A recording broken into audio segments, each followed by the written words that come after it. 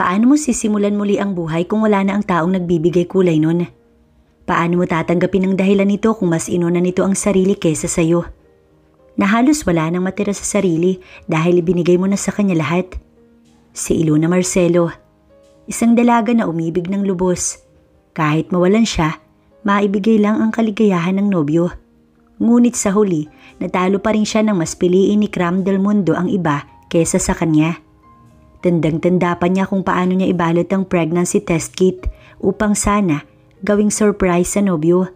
Ngunit siya ang nasorpresa nang bigla itong makipaghiwalay sa kanya ng araw din mismong iyon. Nagawa niyang lumuhod at magmakaawa dahil hindi niya kayang mabuhay nang wala ito. Ngunit tinalikuran lamang siya na parang walang nakita. Nagawa niyang kitilin ng sariling buhay ng ilang beses.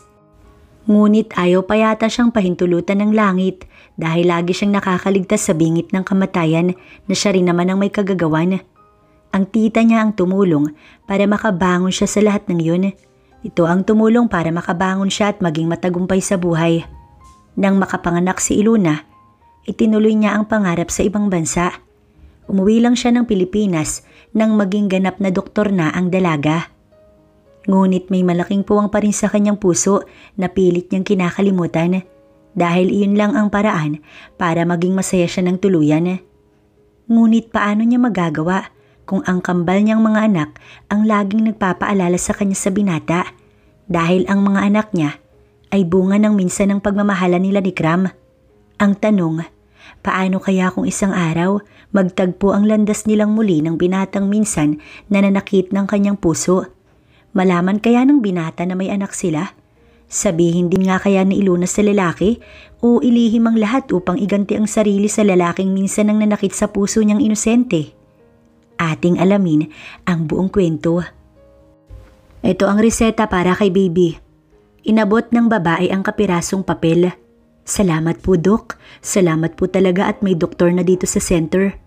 Mangyak-ngiyak na usal ng babae. Pang-10 pasyente na ang baby nito at mukhang wala na rin kasunod kaya sinundan niya ang mag-ina palabas ng center. Dok, eto po munting pasalamat ko sa inyo.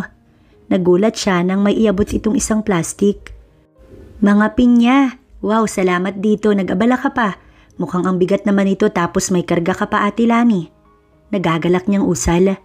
Wala po iyon. Ano ba ang 3 pinya kapalit ng pagtulong mo sa amin dito? Mag-iisang taon na rin nang magpasya siyang manirahan dito sa San Vicente, nasakop ng Visayas Region. Umalis sila ng Manila ng mga anak niya dahil kay Cram at sa kanyang tita. Hanggat maaari, iiwas na siya sa taong nagbigay ng sobrang kalungkutan sa kanya.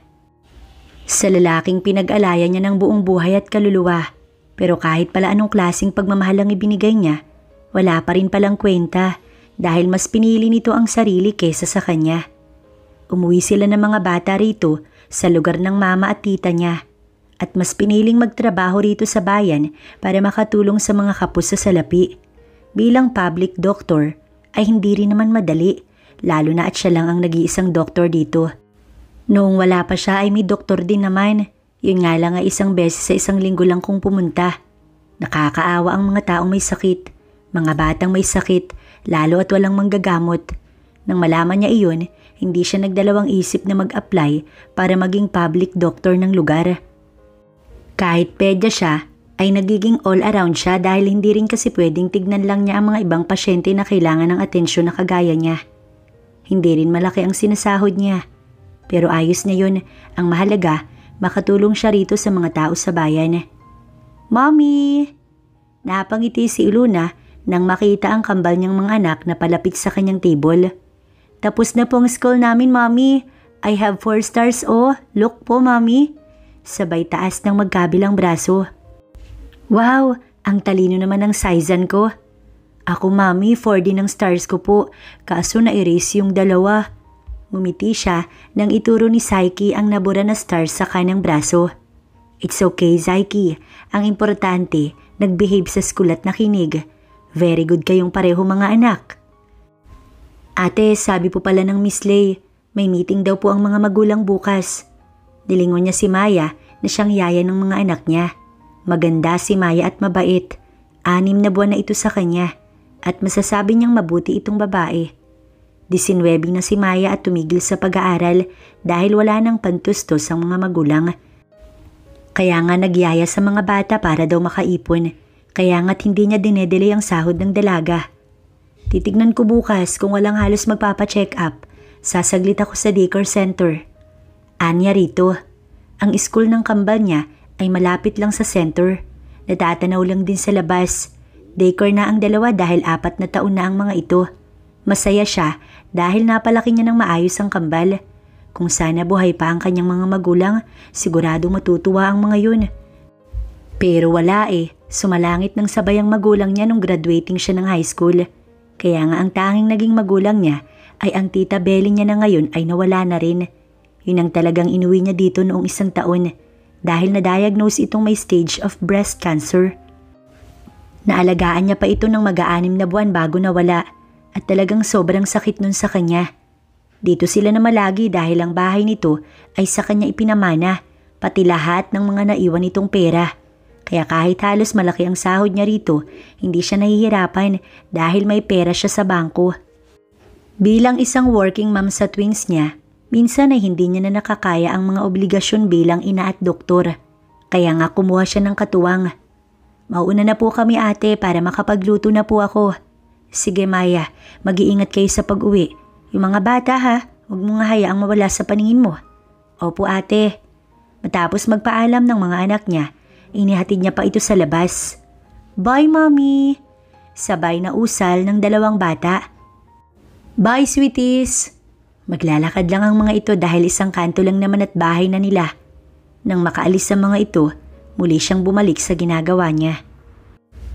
Kape po, Dok. Ani Helen na midwife roon. Sige, salamat. Sabi niya at itinuon sa laptop ang mga mata.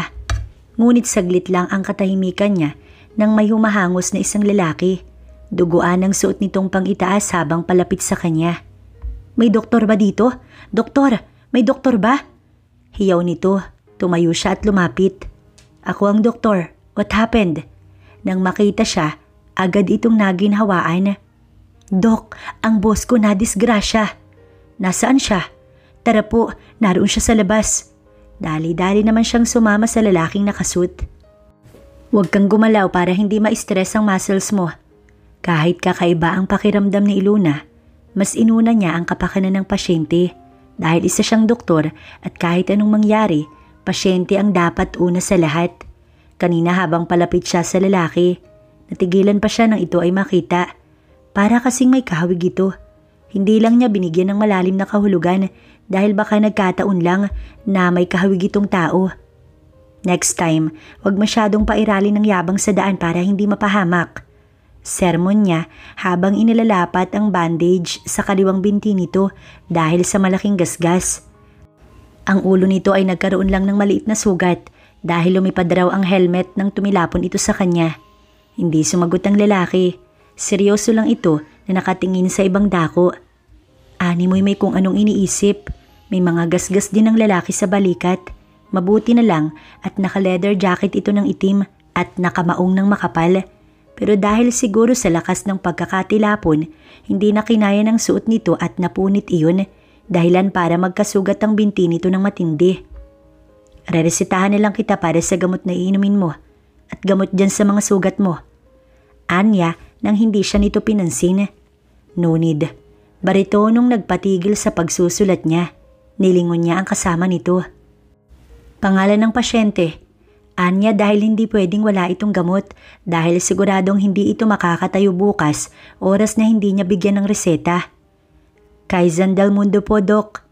Natigilan siyang bigla. Nilingon niya ang lalaking nakaupo sa stall sa tapat ng kanyang table. Ayaw kasi nitong maupo. Ayaw nga nitong magpagamot. Siguro kung may pinakasupladong pasyente at pinakamatigas na ulo siyang nagamot, etong taong iyon. Kahit na biglang bumilis ang tibok ng puso niya, pinanatili ni Iluna na maging normal. Ni hindi niya binago ang reaksyon kahit sa loob, sobrang kinakabahan siya. Hindi siya maaaring magkamali. Isa ito sa mga kapatid ni Kram. Alam niyang 4 na magkakapatid ang ex niya at pangalawa si Kram. Hindi lang niya alam kung pang-ilan ang lalaking ito. Address. Nauutal na tanong niyang muli. Sa Manila ho ba, Dok? O isulat mo na lang ang reseta para makaalis na ako.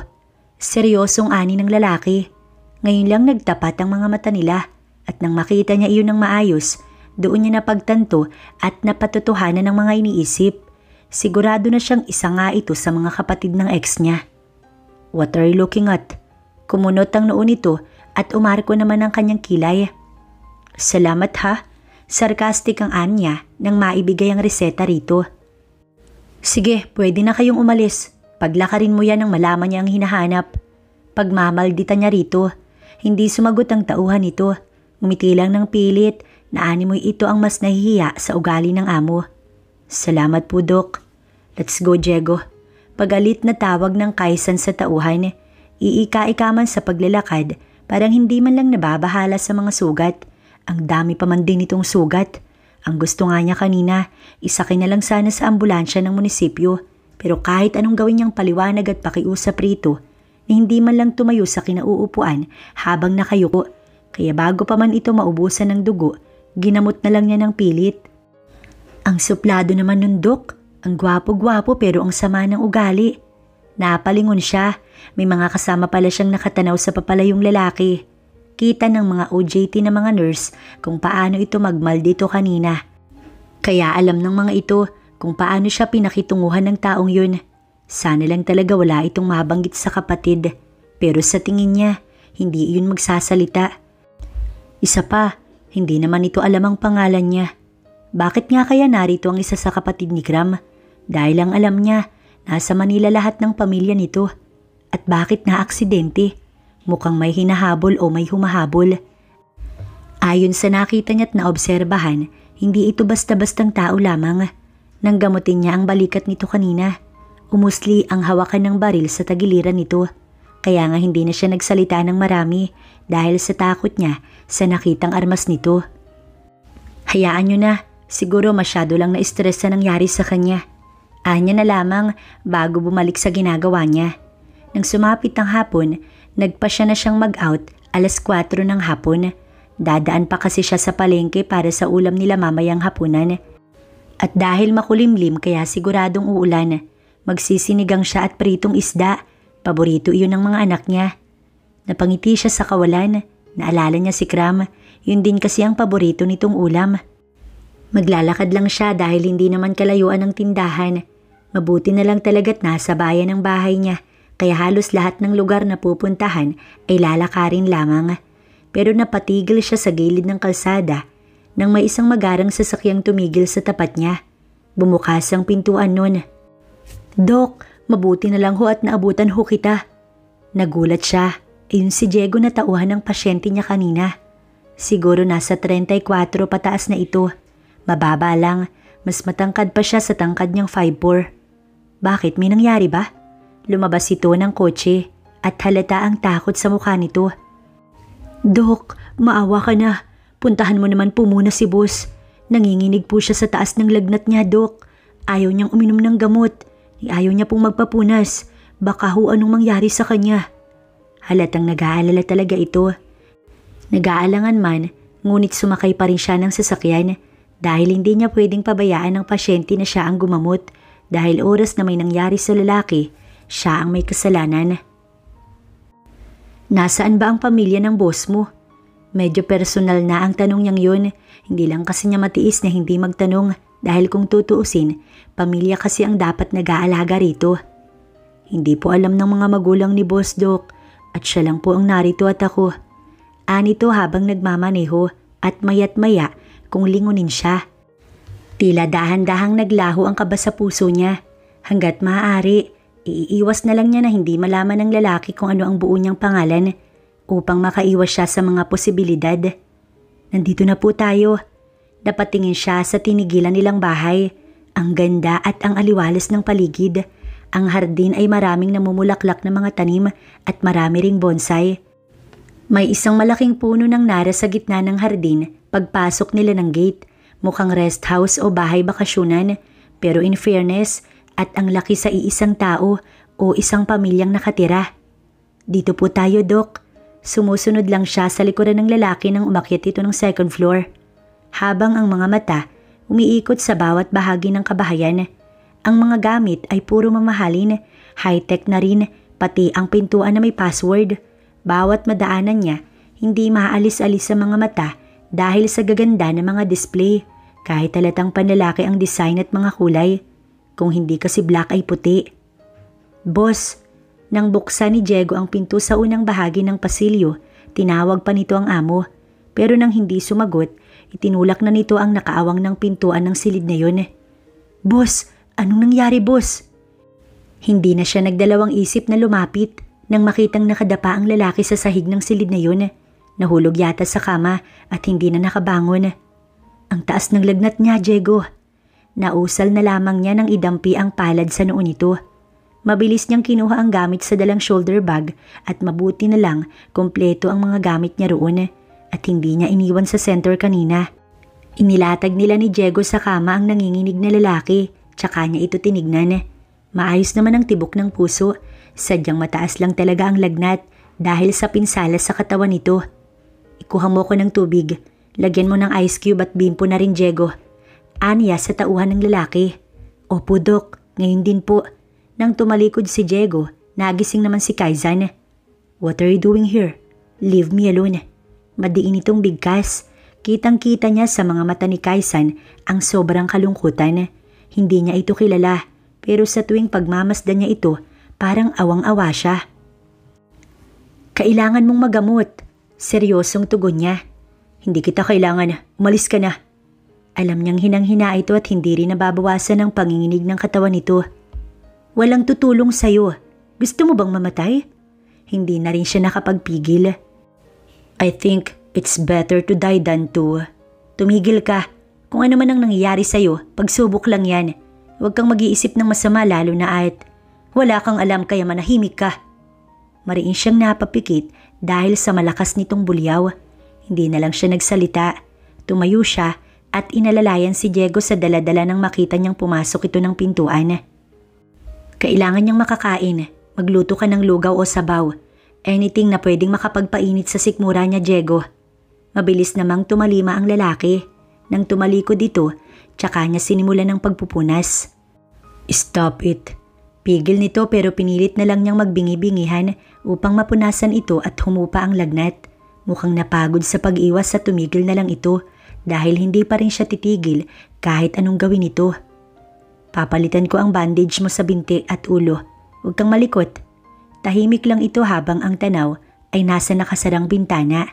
Tahimik lang siya, hindi nagsalita upang hindi mairita ang kanyang pasyente. Where are you, Sab? Nakita kita kanina. Nasaan ka na? Narinig niyang bulong nito. Hindi siya nagsalita at tahimik lang na nakikinig.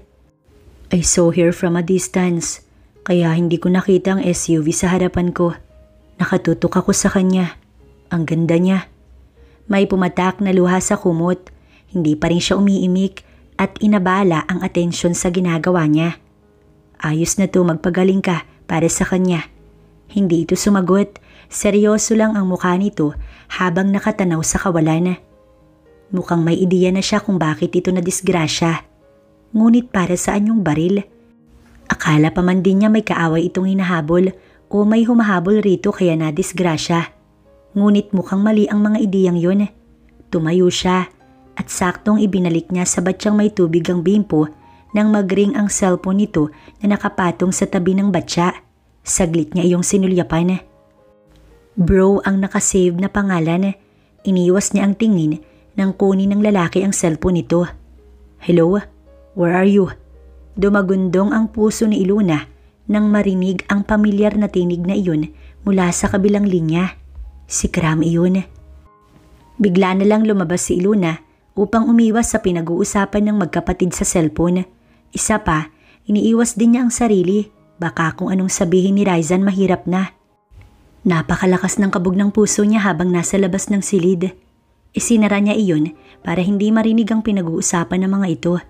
Siguradong nasa kusina si Diego at nagluluto kaya pupuntahan niya muna ito. Habang pababa, minasulyapan siyang portrait sa kaliwang bahagi ng pader pagbaba ng hagdan. Nagulat siya nang makita kung sino ang babaeng katabi ni Raizan. Imposible namang si Maya iyon.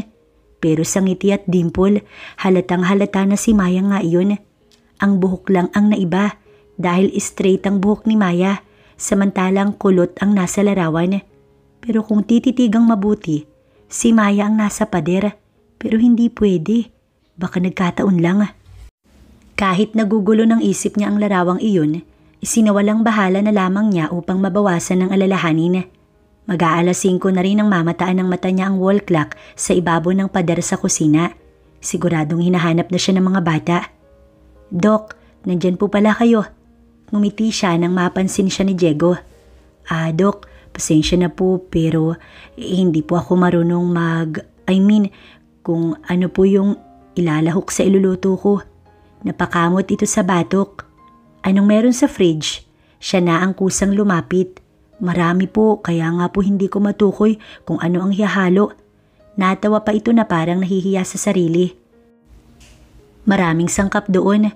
Inuna niya ang sangkap sa sinabawan at nang makitang kumpleto naman, inilabas niya sa freezer ang nasa 1 kilo sigurong baboy. Sakto iyon para makahigop ng sabaw ang lalaki. Kumuha siya ng repolyo at patatas. May sayote rin kaya dinagdagan na rin niya ng 1 piraso. Siya na ang nagluto habang si Diego ang nagagayat ng mga sangkap. "Diego, yun bang nasa portrait sa dingding? Asawa ba yun ng amo mo?" Nagtataka niyang tanong. Kanina pa niya gustong malaman kung sino yun, kaya hindi na siya nagdalawang isip na magtanong. "Ay, oho, si Ma'am Liana po iyon, asawa ni Boss Raizan." "Nasa na yung babae?" "Nawawala ho, Dok." Nagtaka siya. May kakambal ba si Maya? Hindi na siya muling nagtanong at itinuloy na ang pagluluto. Nang maluto ay bumalik siya sa taas, dala ang tray na may mangkok, kutsara at tubig.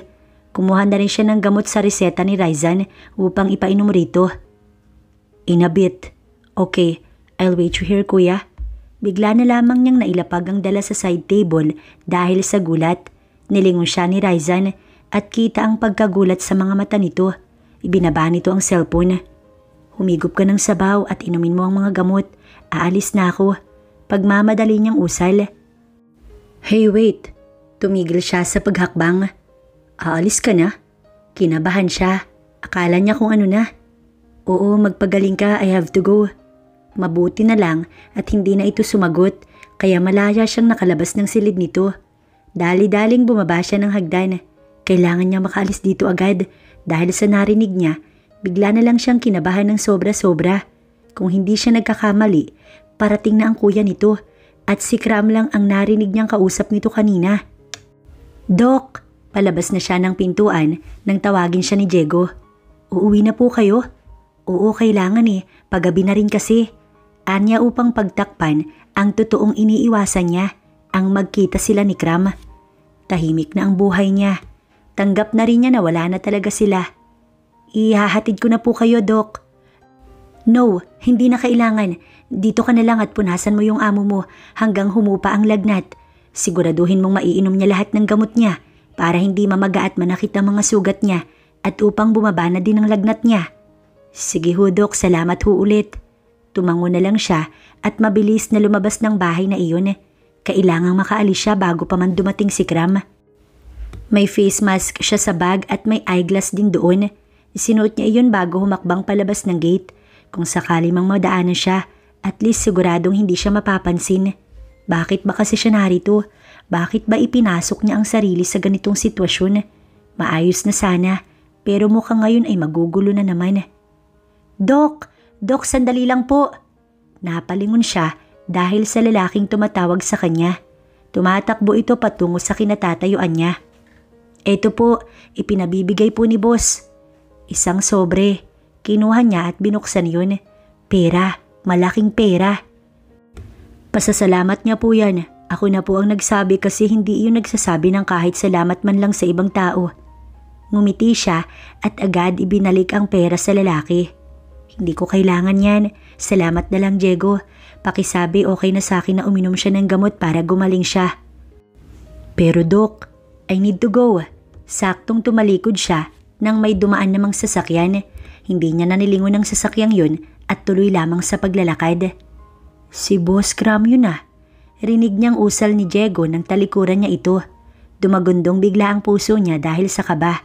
Kaya mas minadali niya ang paglalakad upang makalayo siya agad sa lugar na iyon. "Mami, why are you so tagal po? It's evening na, Mami." Inilapag niya sa sofa ang mga dala at sabay na niyakap ang dalawang mga batang bumungad sa kanya sa may pintuan. "May emergency kasi mga anak, kaya madilim na akong dumating. Tapos dumaan pa si Mami sa palengke." "Kanina pa po yan silang nag-aalala, ate. Panitanong kung nag-text ka daw ba o tumawag." Ginulo niya ang buhok ng kambal. "Uuwi naman si Mami sadyang may dinaanan lang si Mami." Inabot niya kay Maya ang dalawang plastic na may lamang isda at karne.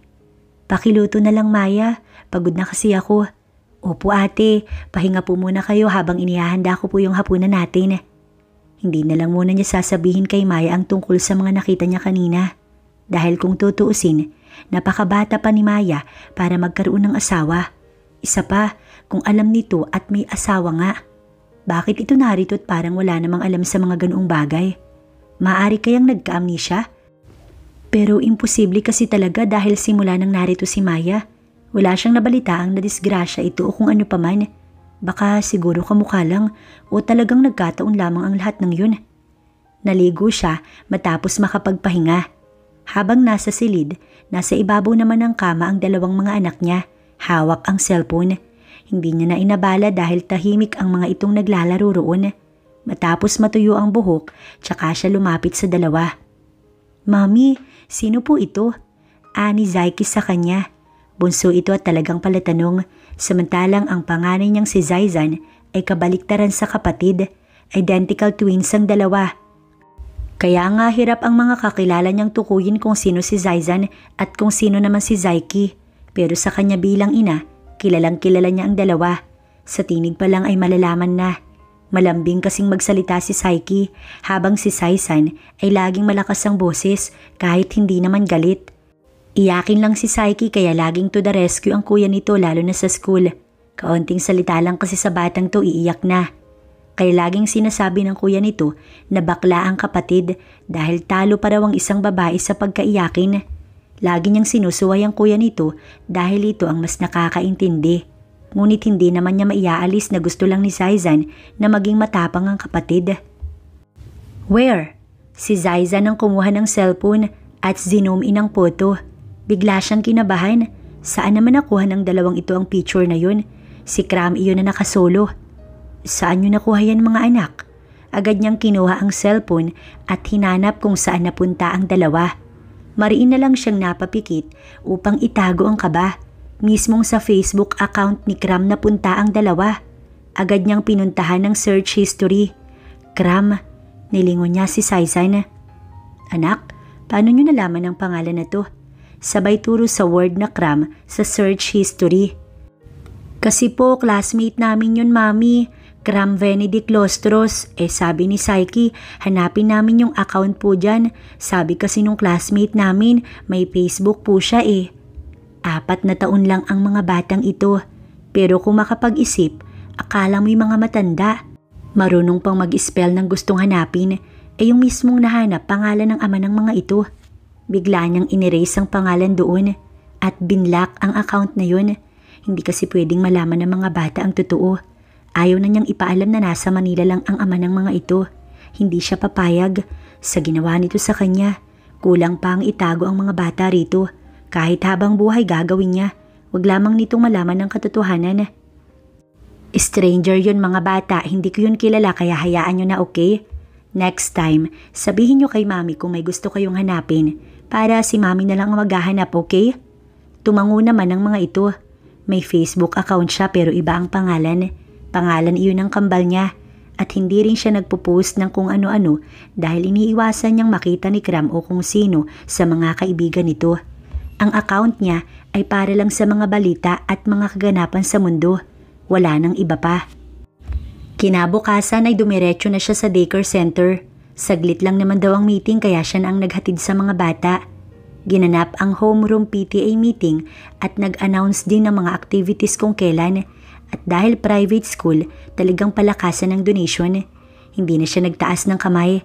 Total marami namang nagdo-donate. Sakto rin na patapos na ang meeting. na may dumating na isang batang babae at napatingin siya sa may akay rito. Animoy nanuno sa punso si Luna nang magkasalubong sila ng lalaki sa pintuan ng classroom. Luna? Baritonong bulong ni Kram, maging ito ay gulat na gulat din nang siya ay makita. Para yatang nanlamig bigla ang buong katawan niya ng sandaling yun. Luna, wait. Sir Kram, doon po yung upuan ng anak niyo. Nilingon niya si Kram nang tawagin siya nito. Ngunit nang dahil sa teacher, hindi natuloy ang pagsasalita nito. Yun na rin ang pagkakataon niya para lumabas ng tuluyan. Nakapagpaalam na rin naman siya sa kambal. Ang ikinatatakot niya ngayon, baka maalala ni Saisa ng lalaki nakita nito kagabi sa Facebook at magtanong ito sa mismong lalaki. Sana ay hindi mangyari ang mga iniisip niya. Sana ay hindi. Gulat na gulat talaga siya. Paanong napunta rito ang taong yun? Ibig sabihin may anak na rin ito at mukhang kaidaran lang din ng kambal niya. Ibig sabihin, habang sila pa noon may iba itong babae. Parang biglang nanikipang dibdib niya sa isipang iyon. Niloloko pala siya ni Kram, kaya ba ito ang nakipaghiwalay sa kanya dahil sa ibang babae nito? Hindi niya napigilang maluha, pero agad rin naman niyang pinawi nang makitang malapit na siya sa center. Inayos niya ang sarili upang hindi mapansin ng mga nagtatrabaho roon na umiiyak siya. Okay na siya diba? Pero bakit ngayon sobra siyang nasasaktan? Dahil ba niloko siya nito habang sila pa? Baka nga ganun. Good morning, Doc. Ang ganda ni Doc, ang blooming. Sana ganyan ako kakinis, no? Mangarap ka, tumahimik ka nga at naririnig ka ni Doc. Umiti na lang siya sa 3 nurse na nakatoka sa front desk ng center. Ang mga ito ang tumatanggap ng mga nagpapa-check up, naghahanap ng mga record, nagkikilo at nagbibipi. Pagpasok niya, tila pagod na ibinagsak ng dalaga ang likuran sa kahoy na upuan, tsaka itinapat sa laptop ang atensyon. Hanggat maaari, ayaw niyang isipin ang nangyari upang hindi siya masaktan ng sobra. Kung totoo nga ang mga haka-haka niya, talagang ang iyon ang rason talaga ni Kram para hiwalayan siya nito. Hindi na siya bumalik sa school ng mga bata. Si Maya na ang tinawagan niya para sumundo sa mga ito. Sinabi na rin niyang wag nang magpunta rito para makaiwas sa mga maaaring mangyari. Lalo na at kailangan niyang mag-ingat dahil ang anak ni Kram ay nag-aaral din sa school na pinapasukan ng kanyang kambal.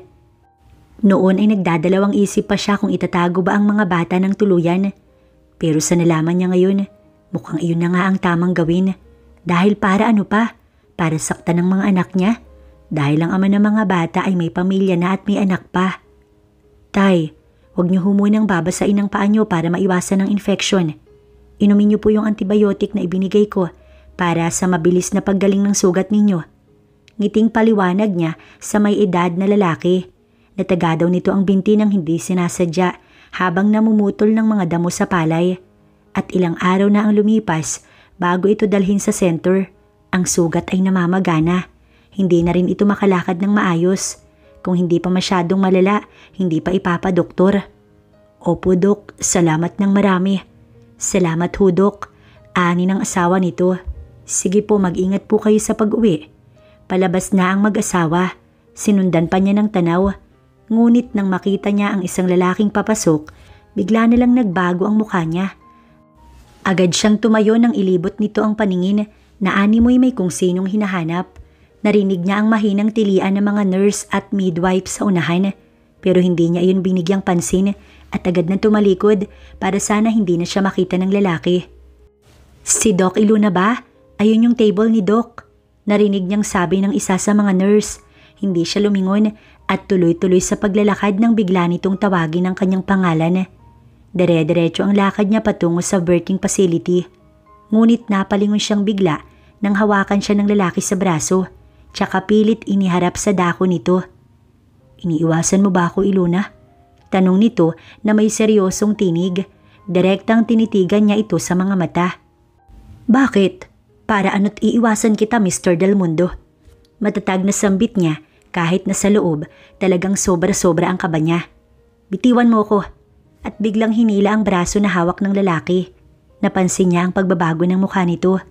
Tila ng lambot yun. Can we talk? Mahinang anito. Wala na tayong dapat pang pag-usapan. Di ba nga't ikaw ang tumapos ng lahat? Kaya bakit ngayon gusto mong makipag-usap sa akin? Bigla yatang bumaliktad ang sitwasyon. Sabay ngisi dahil noon nagawa niya pang lumuhod para wag itong ituloy ang pakikipaghiwalay. Ngunit hindi man lang ito nakinig. Parang walang pakiramdam at pakialam na iniwan siya nito. Nagawa niyang lumuhod upang sana isalba ang pamilya na sana bubuuin nila. Ngunit ito ang kusang nag-iwan sa kanya. Sino ang napangasawa mo? Biglang gulat niya na lang nang magtanong ito. Hindi niya iyon inaasahan. Saglit siyang nanahimik at nag-isip kung paano ba sasagutin ang tanong nito dahil unang-una wala siyang asawa. Ano bang pakialam mo? Answer me, Ilona, para mapanatag na ako na napunta ka sa mabuting lalaki. Nagbawi agad siya ng tingin dahil baka sa ilan pang salita nito mabuwal na siya sa kanyang kinatatayuan. Anong ibig nitong sabihin? Ipinauubayan na siya sa iba? Sa bagay may asawa na rin naman ito, kaya para ano pa? Concern ka? Anong karapatan mong magtanong? Wala ka nang pakialam kung sino ang napangasawa ko dahil buhay ko to at wala kang karapatan. Anya, tsaka niya ito tinalikuran. Gusto ko lang malaman dahil gusto kong makita na masaya ka, Ilona. Gusto ko makita na nasa mabuti kang lalaki. Hindi na siya humarap dahil ayaw niyang makita nito na nanlalabo na ang mga mata niya at ilang salita pa kusa na iyong tutulo. Maya, ikaw nang bahala sa mga bata ha. Siguraduhin mong hindi sila malalapitan ng lalaking sinasabi ko sa iyo kagabi. Naiintindihan mo ba? Opo te, ako na pong bahala. Nginitian niya ito at lumapit sa kambal. Mag-behave at makinig kay teacher mga anak, okay? Yes, mommy. Sabay na usal ng mga ito. Kumapit si Saisan sa ate Maya nila, ngunit si Saiki nanatili sa harapan niya. What is it, sweetie? Mami, may bago kaming friends sa school. Ngiting wika nito. Really? Ano naman ang name niya, anak? Misha po, mami. She's so cute and friendly. I like her, mami. Nakangiti ito habang nagkukwento. Aba, very good naman yan. Be good to her, anak, okay? Tinitigan niya si Saisan. You too, sweetie. Be good, okay? Opo, mami. Akala niya itatalikod na ito, pero hindi. Gumalaw ito at may kinuha sa bag. Nagulat siya sa invitation. Here, mami. Sabi niya, invited daw ako and Kuya Saisan to her birthday party on Saturday. Can we go there, mami? Please? Binasa niya iyon. Misha Abigail Del Mundo's 5th birthday party. Location, Del Mundo's Residence 182 Street, San Simon. See you there, friend. Natigilan siya. Ito yung anak ni Kram. Hindi niya malaman kung paano ipaliliwanag sa mga bata ang lahat oras na hindi siya pumayag. Paano niya sasabihin na ayaw niyang papuntahin ng kambal sa party dahil anak ang batang iyon ng ama ng mga ito? Paano niya sasabihin na hindi pwede kung makikita sa mga mata ng dalawa ang excitement sa sagot niya? Sige na, Maya, baka malate na sila sa school. Pag-iiba niya upang hindi na magtanong si Saiki. Yes po ba, mami? Pupunta po kami, right, mami? Ngumiti siya at hindi na sinagot ang anak niya. Sige na, mamaya na lang natin pag-usapan yan, anak. Late na kasi kayo. Mabuti na lang at nakinig dahil minsan kasi mapilit talaga si Saiki, lalo na kung hindi niya ito sinasagot. Bye, mami. Bye. Nang tumalikod ang mga ito, isang mahabang buntong hininga ang pinakawalan niya. Paano ba kasi niya i-explain sa mga bata ang problemang ito? Magandang umaga, Doc. Nagulat siya, si Diego iyon, kasama si Raizan at si Kram. Nakaalalay si Kram sa kapatid nito. Ayaw sana niyang ngitian, ngunit no choice siya dahil baka mapansin ng mga ito ang nangyayari sa kanila ni Kram. Magpapalinis sana ng sugat, Doc. Ani Diego, tinawag naman niya agad ang nurse para may gumawa nun. Nang maupo si Raizan sa isang stol at sinimulang kunin ang bandage sa binti nito, lumapit si Kram. Tatayo sana siya nang mabilis nitong nahawakan ng kanyang pulsuhan. Please, bulong nito sa kanya. Hindi na ako magtatanong tungkol sa asawa mo or what. But please, kahit kausapin mo lang ako ng maayos, Ilona. Habang nagsasalita, ay panay ngiti niya sa mga daraan dahil sa kanila kasi nakatingin ang mga mata ng mga ito. Hindi ito ang lugar para dyan, Mr. Del Mundo. Hindi ba pwedeng tawagin mo ko sa pangalan ko? Kung yun ang gusto mo, Kram. Ngumiti ito't napatda siya ng sandali dahil sa nakikita. Agad nagyuko ng ulo si Iluna dahil sa abnormalidad na reaksyon ng kanyang puso. Lord Stanislaw, kayo na po ang susunod. Tawag ng nurse sa unang check-up. Tumayo si Kram nang may babaeng lumapit sa table niya. Dito po la. Anito at inakay ang babae paupo ron. Lumipat ng pwesto si Kram sa mismong gilid niya. Kita niya iyon pero hindi niya pinansin at itinuloy lang ang pag-check up sa babae. Kailan pa po ang ubo ninyo la? Mag-iisang buwan na po, Dok. Hindi ako makapunta-punta rito at wala akong perang pamasahe at pambili din ng gamot. Tila bigla siyang nahabag. Tumayo siya upang tignan ng babae. Tumabi si Kram. Hinawakan nito ang palad niya upang igiya palabas sa table niya. 6,000 bultahe ang biglang kumawala sa buong katawan niya. Pasimple niyang kinuha ang palad at nilingon ito. Ngunit bigla niyang binawi ang mga mata nang makita itong nakangiti.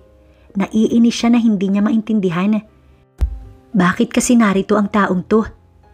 Marami po ang plema sa baga niyo la. Anya tsaka bumalik sa upuan. Hindi niya inintindi si Kram hanggang matapos maresetahan ng matanda. Paano kaya ito? 50 lang ang pera ko. Narinig niyang bulong ng babae. Naawa siya pero hindi naman pwedeng lahat ng nagpapacheck up ay librehin niya ng mga gamot. Baka mamulubi naman siya nun. Here Lola, take this.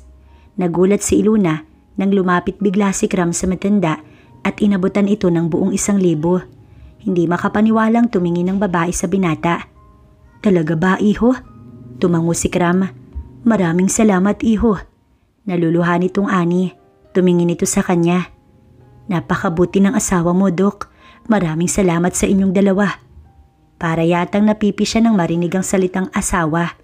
Hindi siya nakapagsalita hanggang sa makaalis iyong babae. Hindi tuloy na ipaliwanag ang side niya. Sana nga la, totoo ang sinasabi mo. Dahil kung asawa ko siya, masihigitan ko ang pagmamahal na ibinibigay ng asawa niya. Narinig niya yon pero hindi siya nagsalita. Para ano pa, mabuti na ang ganito. Nang matapos ang paglilinis at mapalitan ng bandage ni Raizan, ay lumapit na si Kram upang alalayan ang kapatid nito. Kahit naroon naman ang tauhan nitong si Diego. Nang maitayo ang lalaki, sumulyap pa si Kram sa kanya.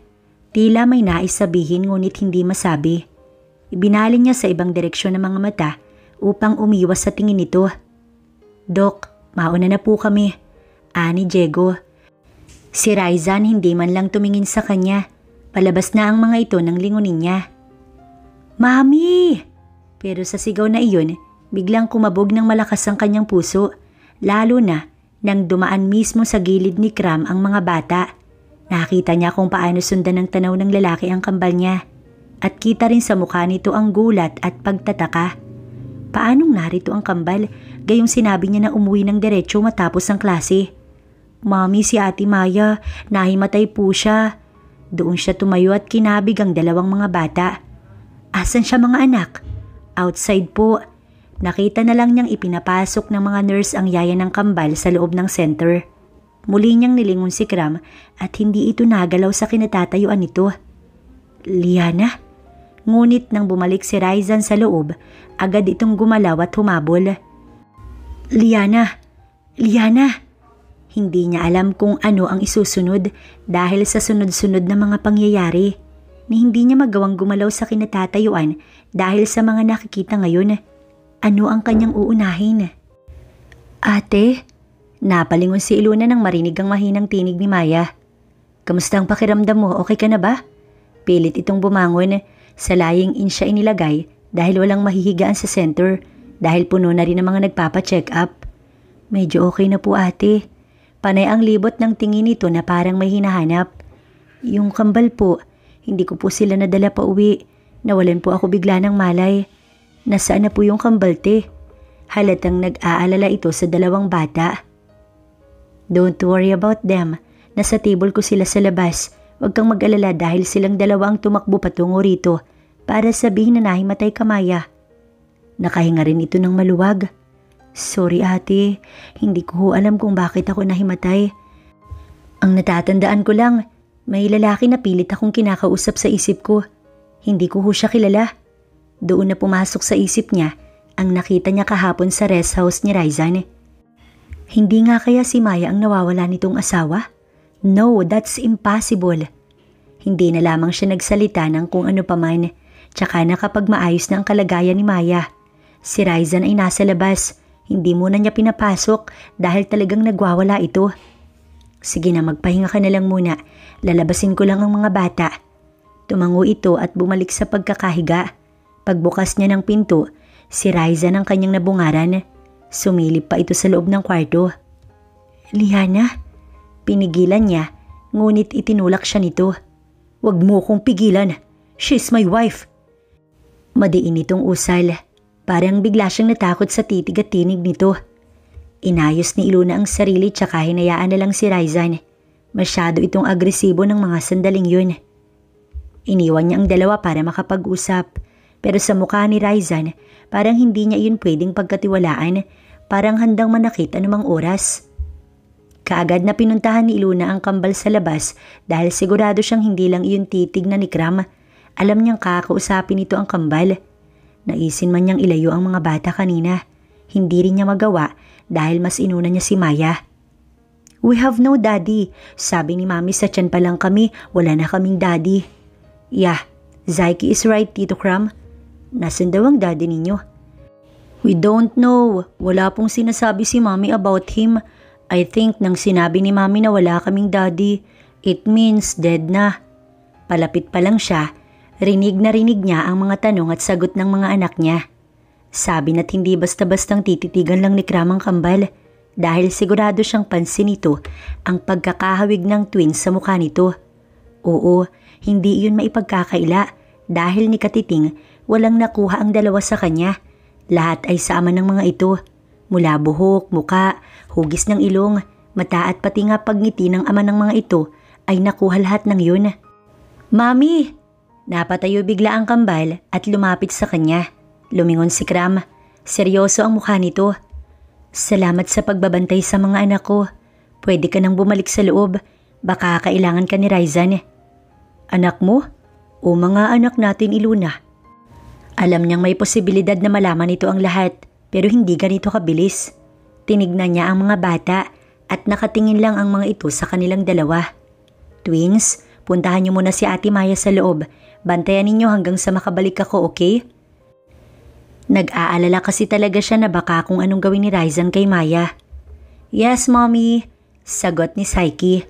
Let's go, Saiki. Kumapit si Saisan sa kapatid at hinila ito patungo sa birthing facility. Sinundan pa nilang dalawa ng tingin. Nang makaliko sa pasilyo, doon na siya nagsalita. Sa labas tayo mag-usap. Anya, upang ilayo ang lalaki sa mga mata ng mapangmatsyag na mga nurses at mga midwife na naroon. Sandali lang ako. Anya sa mga tao roon. Ano kaya ni Doc yun? Hindi mo nakita? Kamukha ng mga cute na mga anak ni Doc. Asawa niya yun for sure. Bagay sila. Ang gwapo-gwapo nung guy. Mas binilisan niya ang lakad dahil sa mapanuri at maingay na mga bunganga ng mga kasama niya sa loob ng center. Bakit hindi mo sinabi? Natigilan siya. Nasa likod lang niya ito nang marating nila ang waiting area sa labas. Sinabi? Bakit? Hinintay mo bang sabihin ko bago mo ko hiwalayan, Kram? Nagmakaawa ko sa'yo, di ba? Nagmakaawa ko sa'yo para sa ipinagbubuntis ko. But you didn't listen to me. Kung sana sinabi mo, Iluna. Kung sana sinabi mong buntis ka ng araw na yun, sana hindi ito nangyari ngayon. Tila mas galit pa ito kaysa sa kanya. Huwag mo akong sumbatan dahil unang-una, wala akong kasalanan. Ginawa ko ang lahat para sa relasyon natin. Pero anong ginawa mo? Nanginginig siya sa galit. Ginawa ko yun for your own sake, for your own good. Dahil hindi mo pinahahalagahan ang pag-aaral mo dahil sa akin. Ayokong masira ang kinabukasan mo, Iluna. Kaya nakipaghiwalay ako sa'yo. May dumaang tao, kaya saglit siyang hindi nakaimik. Nang makitang makalayo na ito, tsaka siya sumagot. For my own good? No, hindi yun ganun, Kram. Halos mamatay ako. Halos mawalan ako ng pag-asa dahil sa ginawa mo. Pero di bale, past is past at hindi na yun maibabalik pa. kaya manahimik ka na pwede. Walang patutunguhan ng lahat ng sumbatan at bangayang to. Maging masaya na lang tayo sa isa't isa. Tatalikuran niya sana ito nang hawakan siya ni Kram sa braso. Wala kang asawa? Mahinang tanong ng binata. Hindi siya sumagot. Hindi marunong magsinungaling ang kambal, kaya wag mong tangkain, Ilona. Oo, wala. Ano ngayon sa'yo? Maging masaya ka na lang sa pamilya mo at sa anak mo. At hayaan mo na lang ako, kami ng mga bata. Wait, what? Anong sinasabi mo? Hinila niya ang brasong hawak nito. Kagaya ko'y may anak ka na, kaya bakit hindi mo na lang pagtuunan ng pansin ng anak mo kaysa manggulo sa amin ng mga bata? Kumunot ang noon nito. Umari ko ang kilay na ani mo'y hindi nakuha ang nais niyang sabihin. Who told you about that? Hindi ako bulag, Kram. Hindi nga, pero maling hinala. Misha is not my daughter. She's my nephew. Anak siya ni Ryzen. Natamemi na lamang si Ilona dahil sa narinig. Mami, si Ate Maya po. Humahangos na tumigil si Saiki sa tapat nila ni Kram. Otomatikong napalingon sila ng sabay sa bata. Nasa likuran nito si Saisa na hingal dahil sa kakahabol sa kapatid. What happened, sweetheart? Ilang sunod-sunod na hiningang malalim ang inuna nito bago nag-umpisa sa pagsasalita. Ate Maya is gone. Namilog bigla ang mga mata niya. Yung kambal, dyan lang muna sa'yo. Hindi na siya nag-isip at patakbong pumasok sa loob ng center at diretso patungong berthing. Malakas niyang binuksan ang pintuan kung saan nakalagak si Maya. Ngunit wala ng tao. Wala na rin si Ryzen pati si Diego na nakaupo lang sa waiting area ng facility. Saan dumaan? Nang maalala niya ang entrance ng berthing ay tumakbo si Ilona patungo roon. Nagbabaka sakaling baka maabutan pa niya ang mga ito. Wala na sila. Dismayadong bulong ng dalaga sa sarili dahil sa hindi pag-iingat. Sana hindi niya iniwan si Maya o kaya ay hindi niya pinapasok si Ryzen. Wala na ang sasakyan. Ani Kram na hawak sa magkabilang palad ang dalawang bata. Si Maya, baka anong gawin ni Ryzen kay Maya?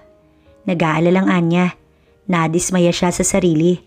Bakit ba kasi hindi siya nag-iisip? Don't worry, hindi sasaktan ni Ryzen ang asawa niya. Hindi niya asawa si Maya. Bata lang yun. Bata lang si Maya. She's only 18 years old, Kram. Paano naging asawa ng kapatid mo ang batang yun? At paano sila nagkaanak? Pero walang maisagot si Kram. Mukhang hindi rin ito alam kung paano at ano ang isasagot sa mga tanong niya. Listen, problema nila yun. At may problema rin tayong sarili. Hayaan mo na, mga matanda na sila para mag-isip ng maayos. Tinignan niya ito ng matalim. Ikaw ngang gurang, hindi ka nag-iisip ng maayos. Si Maya pa kaya? Mommy, stop shouting. Nandito po kami, remember? Natawa si Kram nang sawayin ito ni Saiki. Sorry mga anak, sige na, bumalik na muna kayo sa loob. Okay po, hahanapin niyo po ba si Ate Maya, Mommy? Pasama po ikaw kay Tito Kram. I think he is strong po. He can help you, Mommy. Ani muli ng mabungangan niyang anak. Yeah, I'm strong, young man. Kayang-kaya kong tulungan si Mommy. Napayuko siya sa huli nitong sinabi. Hey, Saiki, let's go inside. Tawag ni Saisan kaya hindi na muling nagsalita ang kapatid nito at naghabulan na papasok sa loob ng center. Hindi niya kasi pwedeng iwi ang mga ito dahil wala na si Maya at walang kasama sa bahay ang mga ito. Nag-aalala talaga siya kay Maya pero mukhang may point din naman si Kram. Sasabihin ko sa mga bata na ako ang ama nila. Ang pag-iisip niya biglang natuldukan nang marinig ang mga katagang iyon mula kay Kram. Anong karapatan mo? Pagmamaldita niya rito. Mga anak ko rin sila, Ilona, hindi lang sa'yo. Madiin itong bigkas. Mga anak? Kung malaki na mga anak mo? Pero nang nasa tiyan ko, iniwan mo ko? Ayos ka rin, no? Ilang beses ko ba dapat ipaliwanag sa'yo ang lahat? Hinahanap kita para humingi ng tawad. Pero ano?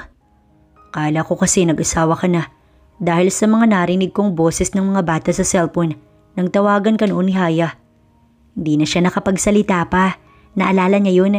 Akala nga niya galit si Haya sa kanya dahil bigla nitong in-off ang tawag pero hindi pala. Iniwan na lang niya ang lalaki.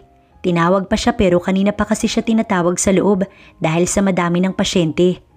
Habang abala si Ilona sa trabaho, Naroon lang ang kambal niya sa waiting area sa labas at nakaupo. Kasama si Kram na hindi man lang umalis kahit kanina pa niya sinabing pwede na itong umuwi at hanapin ang kapatid at si Maya. Saktong lunch break nang lumabas siya, ngunit wala na ang mga ito roon. Bigla na lamang kinabahan si Iluna at pumasok na ang sari-saring isipin sa kanyang utak. Baka itinakbo nito ang kambal niya.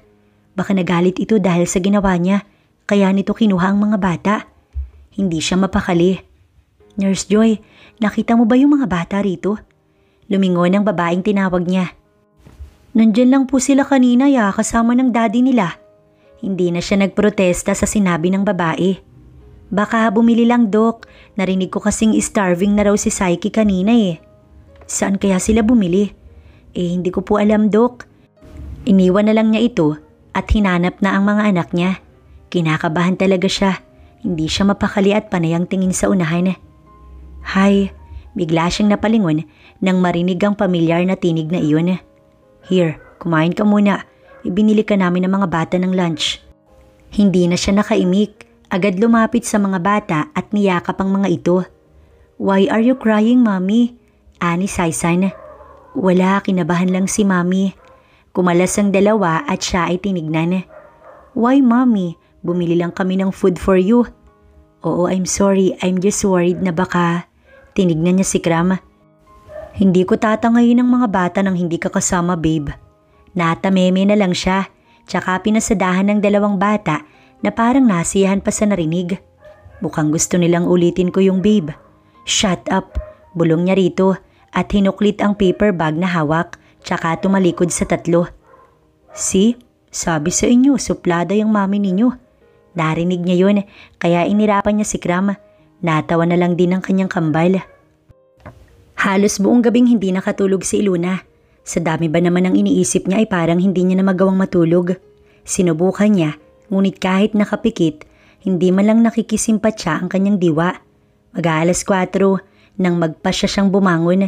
Masakit ang ulo pati mga mata niya dahil wala talaga siyang tulog. Nasaan na kaya si Maya? Kamusta na kaya ang batang yun? Mamaya nga'y pupuntahan niya ang mga magulang nito para magtanong at magpaliwanag na rin tungkol sa anak ng mga ito. Baka kasi hanapin sa kanya na kahit nga siya, hindi rin alam kung nasaan ang dalaga. Bukod pa roon, iniisip din niya ang tungkol kay Kram. Nagbanta ito kahapon na kapag hindi raw niya sinabi sa kambalang totoo at kung sino siya, ito raw mismo ang magsasabi. Ayaw niyang mangyari yun dahil siguradong magtatampo ang kambal. Nagpakulo si Iluna ng tubig sa heater para sa kape. Mukhang iyon talaga ang kailangan niya ngayong umaga. Buti na lang at Sabado at wala siyang pasok, lalo na ang mga bata. Hindi niya na alam kung papaano na siya sa mga susunod na araw, lalo na at wala siyang katuwang sa mga bata. Naisip niyang kumuha ng bagong kasambahay, pero iba pa rin kung kilala ng mga anak niya. Nakaupo siya sa upuang kahoy, sa tapat nito ay mesa. Niyuko niya ang ulo sa mesa at pumikit, para ngayon pa lang siya dinalaw ng antok. Dahan-dahang pumikit ang mga mata niya hanggang sa makatulog na lamang siya sa ganoong ayos. Sa tunog ng heater, biglang nagising si Iluna. Sa lakas nun ay para naman siyang kinabahan. Tumayo siya para bunutin ang saksakan, tsaka siya nagtimpla ng kape. Nagsaing na rin para ulam na lang din ang lulutuin. Akala niya talaga may asawa na ito. Pero kahit nalaman niyang hindi nito anak ang batang hinatid nito sa school, ay hindi pa rin nagbabago ang paniniwala niyang hiniwalayan siya nito. Akala niya nakamove on na siya at wala nang pakialam sa lalaki. Pero hindi pala ganun kasimple, lalo na at may mga batang involved. Ang hirap lang sa parte niya na oras na sinabi ni Iluna sa mga bata ang tungkol sa daddy ng mga ito. Sigurado siyang araw-araw na silang magkikita ni Kram. Pero oras na hindi naman niya sinabi, siguradong hindi talaga tatahimik si Kram. At mas mabuting sa kanya manggaling kaysa sa lalaking yun. Kahit mga bata pa kasi ang kambal niyang mga anak, alam niyang sasama ang loob ng mga ito. Nasa kalagitnaan siya ng pagmumuni-muni habang nasa tapat ng umuusok pa niyang kape. Biglang tumunog ang kanyang cellphone. Minadali niyang puntahan iyon sa loob ng silid at kaagad na kinuha. Mabutit hindi nagising ang mga bata sa kabilang kwarto. Bumalik siya sa kusina bago sinagot ng tawag. Nagulat pa siya nang makitang unknown number ang tumatawag, pero kahit na ganun, sinagot niya pa rin yun. Hello? Ate, namilog ang mga mata niya. Si Maya iyon. Maya, nasan ka? Kamusta ka na? Ayos ka lang ba? Sunod-sunod na tanong niya rito. Pasensya na po ate, hindi ko po pwedeng sabihin. Baka ho magalit si Raizan. Nauutal nitong usal. Alam niyang umiiyak ang babae sa kabilang linya. Bakit? Anong ginawa sa'yo ng lalaking yun? Sinaktan ka ba niya? Sabihin mo Maya, pupuntahan kita. No need. She don't need any help. She's fine with me. Raizan, anong ginawa mo? Maya? Maya? Sa inis niya, naibagsak ni Ilona ang cellphone sa ibabaw ng mesa. Pinatayan siya ng tawag. Kahit kailan, napakasama talaga ng ugali ng Raizan na yun. Ito na nga ang tinulungan, tapos kahit salamat ay wala man lang. Tapos bababaan pa siya ng cellphone. Sana lang talaga ay maayos si Maya. Dahil kapag may nangyari rito, sasabihin niya ang nangyari sa mga pulis para ma-wanted ang taong yun. Mag-aalas 7 nang magising ang kambal niya. Nakahanda na ang agahan ng lumabas sa mga ito. Good morning, Mommy! Sabay na bati ng dalawang bata. Good morning mga anak ko. Isa-isa niyang dinampian ng halik sa noo ang mga ito. Mami, pupunta po ba dito si Tito Kram? Nagulat siya at natigil sa pagsasali ng kanin dahil sa tanong nito. Why did you ask, sweetie? Aniya kay Saiki. Ngumuso ang bata at pinaglaruan ng kutsara na nasa ibabaw ng pinggan. I miss him. Mahina nitong sagot. What are you talking about, Saiki? Are you out of your mind? Nilingon niya si Saisan. That's enough, anak. Si Saiki naman po kasi, Mami. Pinipilit niya na sana si Tito Kram daw na lang po yung daddy namin. Diba sabi mo po na wala na ang daddy namin? Doon siya natahimik at saglit na napaisip. Mali bang ginawa niya? Mami, napaayos siya ng tayo. Bakit hindi mo sabihin, Ilona? Otomatikong napalingon siya nang may magsalita sa bahagi ng pintuan ng living room. Tito Kram! Sabay takbo ng mga bata rito. Animoy sabik na sabik sa amang matagal na hindi umuwi. Dalawang mga kamay na sinalubong nito ang dalawa matapos ibaba ang 4 na malalaking paper bag. Hindi na siya nakapagsalita at nakontento na lang sa nakikita. Para siyang nakonsensya na hindi niya malaman kung para saan yun. Dahil ba sa pagsisinungaling niya? Let's go, Tito. Kumain tayo ng breakfast. Come on. Natatawang sumunod si Kram habang hila-hila ito ng mga bata. Hindi na siya nagsalita. Nakontento na lamang sa pagmamasid sa mga ito. Can I? Paalam nito kung pwede ba itong makikain. Simpleng tango ang tanging nagawa niya. Habang kumakain, panay ang kwentuhan ng tatlo. Parang ang tagal-tagal ng magkakakilala, gayong kahapon lang naman nagkita. Ang dami-daming kwento ni Saiki na kung minsan ay tatawanan ni Kram. Ang ingay ng hapag at ngayon lamang iyon nangyari. Dahil kadalasan sa tuwing kakain sila ng mga bata, tanging tunog lang ng kubyertos ang nangingibabaw. Samantalang ngayon, tawa, halakhak at malakas na boses ni Saiki ang pumapailan lang sa dining area. Tahimik lang siya. Saglit niyang sinulyapan si Kram at nahuli siyang tung nakatitig rito. Isang kindat ang nakapagpabawi sa mga mata niyang nakatingin rito. Nayuko siya dahil sa abnormalidad na tibok ng kanyang puso. Ano ba yun? Sa isang kindat lang kinilig siya agad. Ang loko naman yata niya kung ganun. Kitang-kita ni Ilona ang gulat sa mga mata ng kanyang mga anak. Halatang hindi makapaniwala sa narinig mula sa kanya. Siya po, Mami, ang daddy namin. Pag-uulit ni Saiki sa kanyang sinabi. Tumango siya na may namumuong luha sa mga mata. Sunod-sunod kasing tumulo ang mga luha ng mga bata. Daddy? Nilingon nila si Kram na nasa gilid lang ng mga ito. Kita niya ang pamumula ng mga mata ng binata. Kung minsan, itinataas ang ulo upang siguro iwasang tuluyang malaglag ang mga luha. Oo, ako ang daddy ninyo. Nauutal na wika nito nang lumapit ang dalawang bata. Biglang yumakap ang dalawa ng sabay. Doon na tumulo ang mga luha ni Kram, kasabay ng mahigpit na yakap nito sa dalawang paslit. Maging siya ay naluha na rin ng tuluyan. Sadyang sinusundan lang niya ng punas gamit ang palad upang hindi mapansin ng mga ito. Hindi alam ni Ilona kung bakit siya umiiyak. Dahil ba sa nakikita niyang saya sa mga bata? O sadyang nabawasan ng kakulangan sa kanyang puso? Siguro nga, naging makasarili siya. Pero hindi ba pwedeng bigyan din niya ng leksyon ng ginawa ni Kram sa kanya? I'm sorry mga anak. I'm sorry din sa mami ninyo. Kasalanan ni daddy kung bakit ngayon lang tayo nagkita. Kung ngayon lang tayo nagkasama. Patawarin niyo ko. Nito habang mahigpit na niyayakap ang dalawang kambal. Tumayo siya upang itago ang sakit sa puso niya. Lumayo siya dahil sa lalaking ito. Lalaking binigyan siya ng sobrang kalungkutan dahil sa hindi makatarungan nitong dahilan. Alam niya naman na mas inuna niya si Kram noon kaysa sa kanyang pag-aaral. Pero hindi ba pwedeng paalalahanan lang siya nito? Hindi ba pwedeng sabihin lang nito ang mga nakalimutan niya?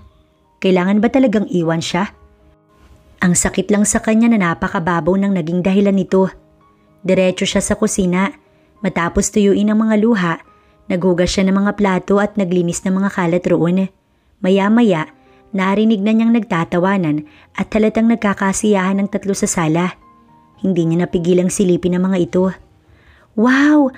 Ang daming toy Sai-san! Ngumiti siya ng lihim nang makita ang mga sari-saring laruan mula sa dalang paper bag ni Kram. Nagpuna siya ng mesa matapos bumalik sa ginagawa niya. Ay kabayo! Pero bigla siyang nagulat nang may humawak sa kanyang bewang. Nang lingunin niya ay si Kram yun. Thank you. Ngiting usal nito. Dumistansya siya upang iwasan ito. Mga bata lang ang nag-uugnay sa ating Kram at wala nang iba pa. Kaya sa mga bata ka lang mag-focus at hindi sa akin. Seryosong tugon niya, tsaka lumapit sa lababo para banlawan ng pamunas na hawak. How about us? Mahinang tanong nito. Napalunok siya dahil sa lapit nito sa kanya. Gahibla na lang yata ang agwat nito sa kanya.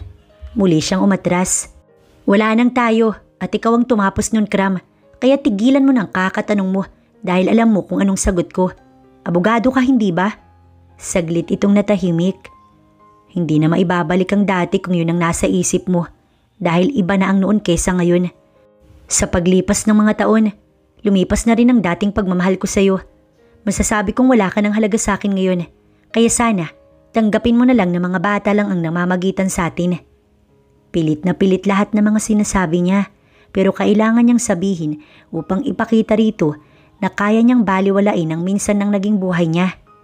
Sa Saturday, babalik ako ng Manila. Pumunta lang kasi ako rito dahil kay Raizan. Iniwan ko ang firm dahil sa kanya. At nagpapasalamat ako dahil tumawag siya. Dahilan para makita kita at ang mga anak natin. Gusto ko sanang malaman mo Iluna na hindi ako nagsisi na naghiwalay tayo. Galit siyang napalingon dito. Gano'n naman pala eh. Dahil natapos mo yung kurso mo at naging maayos ang buhay mo. Dahil alam kong pangarap mo talagang maging doktor. Nagpaubaya ako para makamit mo ang pangarap mo nang walang hadlang. Ang pinagsisisihan ko lang, hindi kita hinanap agad para alamin ang katotohanan. Naniwala lang ako sa sarili kong ideya na may asawa ka na ang totoo ay wala naman pala. Gusto kong sumaya ka, kaya hindi kita ginulo. Pero sarili ko lang pala ang niloloko ko dahil lahat ng pinaniniwalaan ko hindi naman pala totoo. Patawarin mo ko. Parang sinaksak ang puso niya sa mga narinig niya mula rito pero pinigilan niyang umiyak upang ipakitang tama lang ang kanyang desisyon. Mahihilingin lang sana ako kahit sa huling pagkakataon na lang sana Iluna. Pwede bang makasama ko ang mga bata kahit isang linggo lang? Pwede bang dumito muna ako sa inyo? Nagulat siya doon dahil hindi niya inaasahang may kadugtong pa pala ang sinasabi nito. Please, Mommy. Nagulat siya nang nasa likuran niya pala ang kambal. Sige, pilit na sagot niya upang hindi siya maging kontrabida sa harap ng mga anak niya. See, Daddy, super bait ng mami namin, di ba? Saiki said. Yeah, she is. Kaya nga, na-inlove ako sa kanya. Sa huling bulong na kataga nito, humarap ito sa kanyang dako. Doon na nagtama ang kanilang mga mata. Huli na para bawiin dahil napako na ang atensyon niya sa gwapong mukha ni Kram. Lumipat nga si Kram ng bahay. Ayaw man sana niya, wala siyang nagawa dahil mga bata ang talagang may gusto nun. Ayaw naman niyang maging masamang ina sa isip ng mga ito, kaya kahit labag sa kalooban, kailangan niya makisama. Mabilis lang naman ang 1 linggo kaya hindi na siya nagprotesta. Ngunit sa naging desisyon pala ni Ilona, doon mababago ang lahat. Unang-una ay ang nararamdaman niya. Linggo ng umaga, maagang gumising ang kambal dahil ipapasya lang mga ito ng ama ng mga bata. May guest room sa kasunod na kwarto ng mga bata kaya doon natulog si Kram. Maaga din siyang gumising para ipagluto ang mga ito ng agahan. Fried rice, longganisa, tocino, sunny side up egg at tinapa ang ulam. Paborito iyon ng kambal at dahil linggo kaya maraming ulam. Ganito sila lalo na kapag family day. Naging ritual na nila ang ganito. Nagtimpla na siya ng kape. Habang iniinom, naghahain siya ng pagkain sa mesa. Good morning. Baritonong tinig na kanyang ikinagulat. Oo nga pala, muntik niya nang makalimutan na narito si Kram sa bahay niya. Hindi niya napaghandaan ang pagyakap nito sa kanyang bewang mula sa likuran, tsaka humalik sa buhok niya. Animoy napatda sa kinatatayuan dahil sa sobrang gulat. Oh, sorry. Pilit ang ngiting sumilay sa kanya.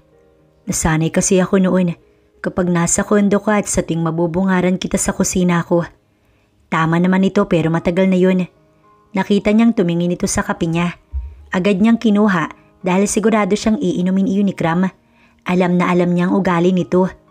Igagawa kita. Salamat. Gigisingin ko na ba ang mga bata?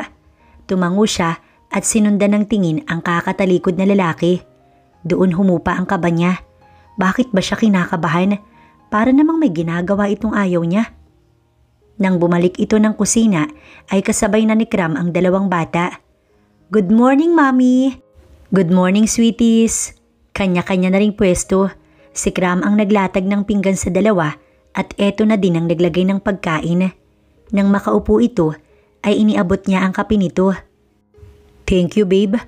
Narinig niya yon pero pilit niyang wag bigyan ng kahulugan.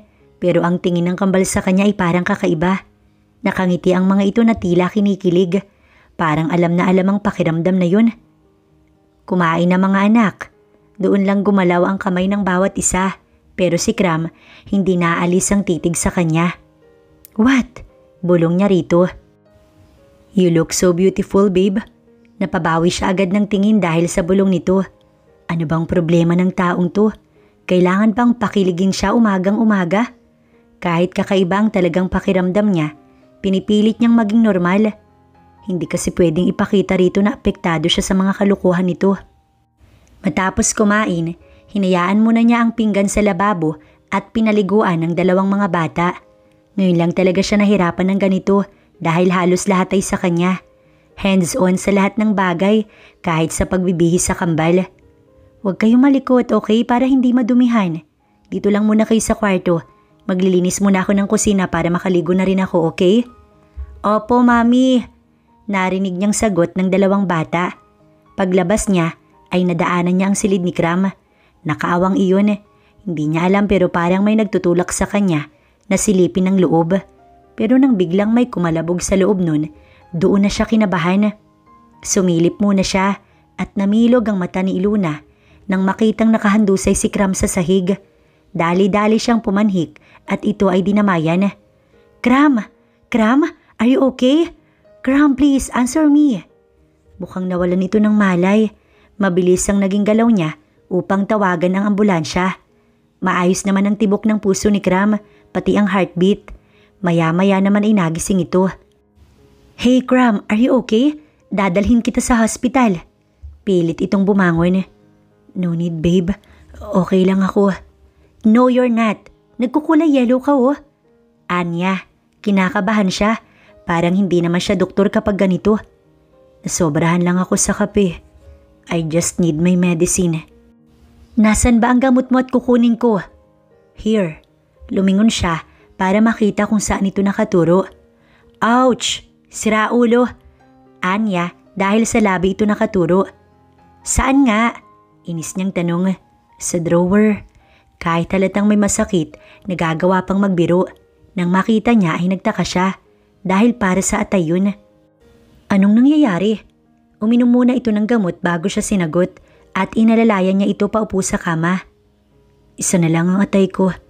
Binigay ko kay Riza ng isa. I need to do that para mabuhay siya. Dahil sa aming tatlo, ako lang ang wala pang asawa. Yun ang nasa isip ko. Dahil kung si Kuya Franco may pamilya na ito, also Fritz with his pregnant wife, kailangang mabuhay ni Raizan. Hindi ko siya pwedeng pabayaan ng maaksidente ito sa sasakyan. Mahina nitong bulong para naman bigla siyang nanlambot. Kaya nga nang malaman kong naaksidente na naman siya, mabilis akong pumunta rito kahit marami akong hawak na kaso. Good thing at nakita rin kita. Hindi na walang halaga ang pagpunta ko rito. Tapos hindi ka pa nag-iingat? Todo lamon ka lang ng mga mamantika? Iisa na lang pala yung atay mo? Naiinis niyang wika. Huwag mo kong tawanan. Hindi ako nagjo-joke dito, Kram. Tumayo siya. Okay, I'm sorry. Ayoko lang na mag-alala kayo sa akin ng mga bata kaya bahala ka nga sa buhay mo. Tumalikod na siya pero ang bigat sa loob ay naroon pa rin. Nahihirapan siyang makisama at magpanggap na okay lang dahil ayaw niyang isipin ng mga bata na hindi sila maayos ni Kram at sa nalaman niyang ito, mas nadagdagan ang bigat ng puso niya. I love you, babe. I'm sorry. Kala ko kasi hindi ka nababalik kaya nagpaubaya akong kunin ang isang atay ko. Dahil wala na rin namang kwenta ang buhay ko noong naisip kong may asawa ka na. Pero nagkamali ako, babe. Patawarin mo ko. Anito, habang nakayakap ito mula sa likuran niya. Hindi na siya nakapagkontrol. Tumulo ang masaganang luha mula sa mga mata niya at unti-unting napahagulgol. I'm sorry. Please, bigyan mo ko ng isa pang pagkakataon. Isang pagkakataon lang, Ilona. At pangakong hindi ko yun sasayangin. Wala siyang naisagot kundi hagulgol na lamang. Hindi naging madali kay Ilona ang magpatawad pero dahil tao lang din si Kram, binigyan niya ito ng isa pang pagkakataon. Bilang ina, gagawin niya ang lahat para sa mga anak niya. Isa na ang magpatawad. Nagawa rin naman niyang gumanti dahil ilang taon din niyang naitago ang kambal bago nalaman ni Kram. Kung siguro hindi pa naligaw ang taong yun sa probinsya niya, baka hanggang ngayon hindi pa nito alam na may anak sila. Hindi alam ni Ilona kung nasaan si Maya. Pero ayon kay Kram, hindi naman siguro sasaktan ni Raizan ng asawa. Lalo na at may anak ang mga itong si Misha. Maging ang bata na wala din sa school ng araw ding nawala si Maya sa center. Ang hula niya, dinaanan ni Raizan ng bata bago tuluyang umalis sa mga ito. Ayon kay Kram, maraming kaaway si Raizan because of his work. Nagtanong siya sa lalaki kung ano ba ang trabaho nito. Pero ang sagot nito ay mas mabuti nang hindi daw niya alam. Hinayaan na lang niya na baka nga ang totoo na si Maya ang asawa nito. Dahil ayon sa mga magulang nito, hindi daw nila anak si Maya. Naawa lang daw ang mga ito nang makita ng mag-asawa sa dalampasigan at walang malay. Sana lang ay maging maayos lang si Maya. Dahil kahit nayaya lang ito ng mga anak niya, itinuring niya itong pamilya at nakababatang kapatid na rin. Bumalik ng Manila si Kram 1 week after dahil marami daw itong aayusin. Ngunit nangako namang babalik. Gusto sana nitong isama siya at ang kambal pero may trabaho siya at may pasok ang mga bata. Kaya kahit mabigat ang loob, napipilitan nitong bumalik dala ang pangakong sa pagbalik, aayusin nito ang lahat. Masaya siya dahil sa wakas ay may kompleto ng pamilya ang kanilang mga anak at hindi na rin niya pinagsisisihan ang pagbibigay ng isa pang pagkakataon dahil ramdam at nakikita niya ang malaki nitong pagbabago. Talaga nga naman, pinaniwalaan pa naman din niya sa sarili na hindi na niya ito mahal at nakamove on na siya. Pero hindi naman pala. Totoo nga ang sinasabi ng ilan nang minsang iniisip mong hindi mo na mahal ang isang tao pero sa loob ng puso mo, mahal mo pa rin pala talaga ito. Talaga nga namang nagkakasalungat ang isip at puso. Mag-iisang buwan na nang umalis si Kram at nasasanay na rin si Ilona na siya ang gumagawa ng lahat ng bagay. Ngunit nitong mga nakaraang araw, parang lagi na lang siyang matamlay. Kadalasan ay ayaw niya pa rin gumising at bumangon kahit nakailang alarm na ang kanyang alarm clock. Parati siyang inaantok at kung ano-ano ang kanyang hinahanap. Lately, si Kram na ang namimiss niya. Kaya nga nang magsabado, bumili na siya ng PT sa butika. Dahil sa mga nararamdaman niya, posibleng buntis siya. Alam na alam niya iyon dahil doktor siya. Bago kasi umalis si Kram ay ilang ulit silang naglaro sa ilalim ng kumot. Parang first time lang, Aabutin ng umaga tsaka lang matutulog. Sanay naman siya sa kaadikan ng taong yun, pero mukhang sumobra yata dahil sinusulit daw at 1 buwan bago bumalik. Kaya heto at mukhang buntis na siya nang hindi pa naayos ang lahat. Sabi na eh. Napatakip siya ng bibig nang makitang double line ang lumabas sa PT. Hindi talaga nagkakamali ang mga nasa isip niya. Matapos mag-PT, binuksan niya ang pinto para lumabas. Pero sa gulat niya, biglang nahulog ang hawak dahil kay Kram na bumungad sa harapan niya. Naiyak siya nang hindi napapansin at mahigpit na yumakap sa leeg nito. Napasubsob pa siya sa matipunong dibdib nito at patuloy na umiyak. Hinagod siya nito sa likuran. Hindi niya napansin na ang tingin nito ay nasa PT. God, buntis ka? Nauutal nitong tanong. Sunod-sunod ang pagtangong ginawa niya at nagulat na lang siya sa naging reaksyon nito. Sa sobrang galak, nagawa siya nitong buhatin at iikot. Kram, ibaba mo ko. Nakakahilo. Sumisigaw-sigaw pa ang mokong na kesyo. Daddy na daw ulit ito. I love you. Magpapakasal tayo. Ngayon na ba? Oo, tara na. Ganitong suot? Natawa ito. Ayos na yan. Sa sala lang naman. Instant kasalan talaga dahil may dala itong abogado na tauhan ito sa firm. Siya si Kram at ang kambal nila ang naroon. Sinabi ni Kram na pansamantala lang ito dahil inaayos pa nito ang kasal nila sa simbahan. At next week, ang magulang na daw nito ang pupunta rito para siya'y makilala. Nasabi na rin pala ni Kram sa magulang nito ang lahat at gustong-gusto na raw siyang makilala, lalo na ang kambal. Minsan, nakausap niya ang mami ni Kram sa cellphone at halatang napakabait nito. Excited na siyang mamit ang pamilya ng lalaking minahal niya at mamahalin pa. Noon hanggang ngayon. Sa ngayon, 1 buwan pa lang siyang buntis at araw-araw mas minamahal niya ang asawa. Pinatigil na rin siya pansamantala sa trabaho. Ang kambal niya ay ililipat na nito ng school sa Manila. Next week na sila luluwas at ang bahay niya rito gagawin na lang daw niyang bahay bakasyunan dahil hindi kasi pwedeng iwanan ng asawa niya ang trabaho dahil kailangan daw nitong kumayod para sa pamilya. This is our home. Napatda si Iluna sa nakikita sa mismong harapan niya. Isang mansyon iyon at napakaganda. Wow! Ang laki po, Daddy! Hiyaw ni Saiki. Yes, son. Dahil marami na tayo. Natatawang ani Kram. Let's go, Kuya Saisan. Let's go inside. Hey, wag mo kong hilahin, Saiki. Nagtawanan na lang silang dalawa ng asawa dahil sa kakulitan ng mga anak niya. I love you, babe. Thank you for making my life meaningful. At syempre, ikaw ang dahilan kung bakit nagawa kong sumaya ulit. Kayo ng mga anak natin. I love you noon pa man. Kasabay noon ay ang paghinang ng kanilang mga labi.